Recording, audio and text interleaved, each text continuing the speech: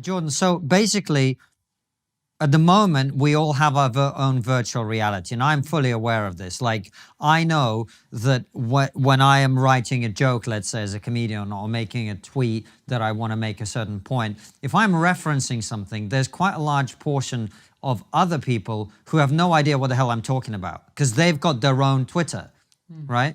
And what you're talking about is on a physical level that will start to take shape to the point where eventually we're all going to have our own reality in every way. Well, now, yeah. Now, I mean, this may be my inherent pessimism coming out here, and I'm the optimistic one of the two of us, which tells you a lot. We both chose to be comedians. So this implies we're both pessimistic. Yeah. So that doesn't sound like a recipe for anything good to me. Well, I say, if you wear shit-colored glasses, then things look like shit. So yes, what I would say is that it has three consequences. One consequence is that it will, and oftentimes in a very surprising way, cut existing Gordian knots surprisingly easily. So problems that are wicked problems now are actually wicked because our underlying capacity to solve problems can't address them. But this new mode will have different ways of addressing problems, and quite often will actually end up just evaporating problems that right now feel very intractable. So, for example, maybe climate change turns out to be trivially solved in this new environment. How so? Perhaps. Well, if I can imagine something like if I have a currency structure. Do you want me to go down? I can do it if you'd like. If you can do it in a brief and understandable way, that would be great. Well, I can't vouch say for understandable, particularly when endeavoring to do it briefly. It's something like, imagine if we had the capacity, and in fact, we kind of do. Imagine we had the capacity to identify every single externality that our current supply chains threw into the environment. That makes sense, yeah. Imagine if we tracked it down to the granular level at every single transformation across the supply chain. And then imagine if we use that information to drive the control structure that was nudging people's behavior at a very fine-grained level. For example, I'll just use a slightly different one than climate change. Let's just go with litter. All right. I don't know if you guys, do people smoke in England? Some people do. Some people do. It's very retro, Jordan. Well, back when I was younger, people smoked a lot. And one of the things I noticed as a kid is you'd go to the park and sit at a park bench and there were cigarette butts everywhere. Yeah. Well, imagine if every single cigarette comes with an RFID tag attached to it, and every single purchase of cigarettes actually immediately identifies the individual human being who last owned it. So that when you throw the cigarette butt away, it shows up on a database as your cigarette butt that's on the ground and negatively impacts your social currency score to the point where nobody litters anymore, for example. Right? Now, just generalize that across all possible externalities. We could sort of extinguish pollution to the degree to which we have the competence to actually track it effectively.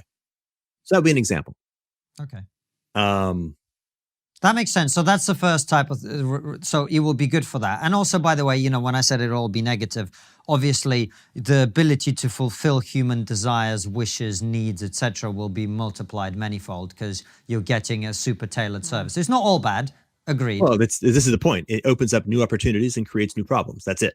Right. But the reason that I was saying there's nothing good, I didn't mean that there's nothing good. What I meant was if you are in an environment where everybody lives increasingly in their own reality, the lack of understanding of other people and the potential for tribalism that comes out of that, to me, is quite scary.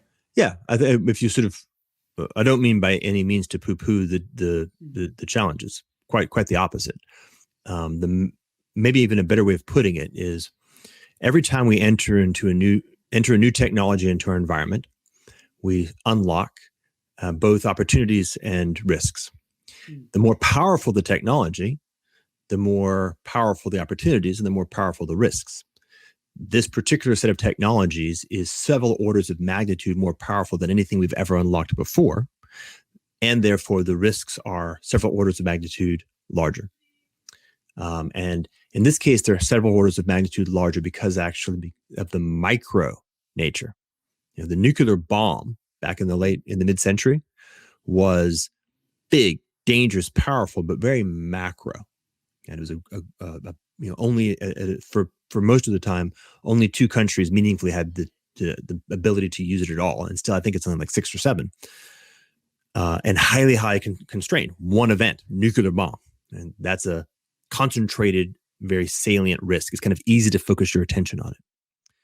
This new environment has to do with the fact that we're doing hundreds of quadrillions of things, all happening in very, very narrow basis, and small deviations in our design characteristics of, say, the underlying machine learning that drives most of this may lead to huge shifts in human psychology and behavior.